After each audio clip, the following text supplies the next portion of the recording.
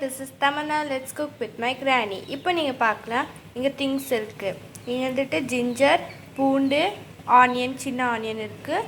அதுக்கப்புறம் மல்லித்தலை ஒரு கொஞ்சம், 3 உருளைக்கிழங்கு, 4 தக்காளி, அதுக்கப்புறம் 3 பச்சை மிளகாய்.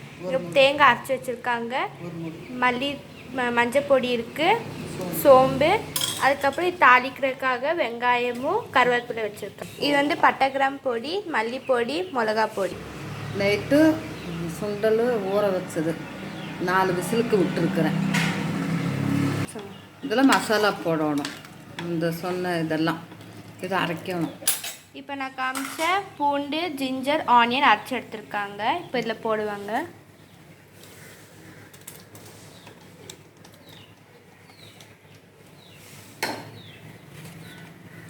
சொல்லுங்கள். தக்காளி, பச்சை மிளகா, உருளைக்கிழங்கு, மல்லித்தலை, அப்புறம் மஞ்சத்தூள் 1 ஸ்பூன், சோம்பு 1/2 ஸ்பூன், பொடி 1/2 ஸ்பூன், பட்டை கிராம்பு, ஏலக்காய் அரைச்ச பவுட்ரு, வேறு எந்த பவுட்ரும் போடுறதில்ல, அது 1 ஸ்பூன், மல்லிப்பொடி ஒரு 3 ஸ்பூன், அவ்வளோதான். குழம்பெல்லாம் நல்லா கொதித்து உருளைக்கிழங்கு வெந்த பின்ன அப்புறம் தேங்காய் ஊற்றி தாளிச்சுக்கலாம். கல்லுப்பு வெந்துருச்சான்னு பார்க்கலாம்.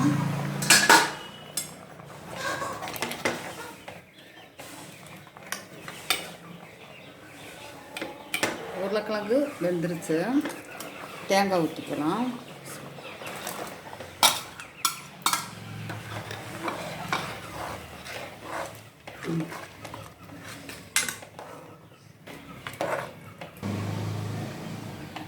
குழம்பு தாளிச்சுக்கலாம். கொஞ்சம் நெய் போடுறேன்.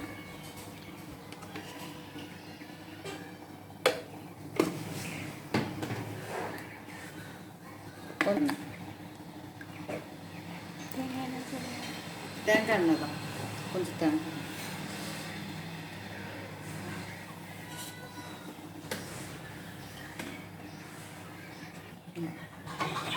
நல்லா சூடாகட்டும். சூடான பின்ன வெங்காயம் கருவேப்பிலை போட்டு தாளிக்கிறது.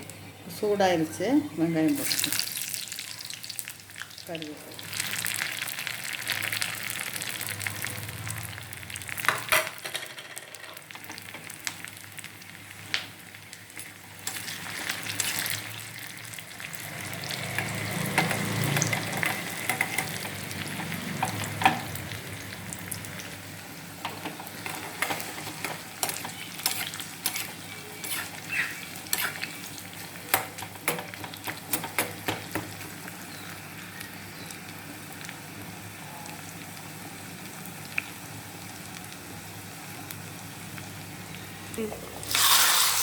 இப்போ தாளிச்சது இதில் எடுத்து கொட்டிக்கலாம்.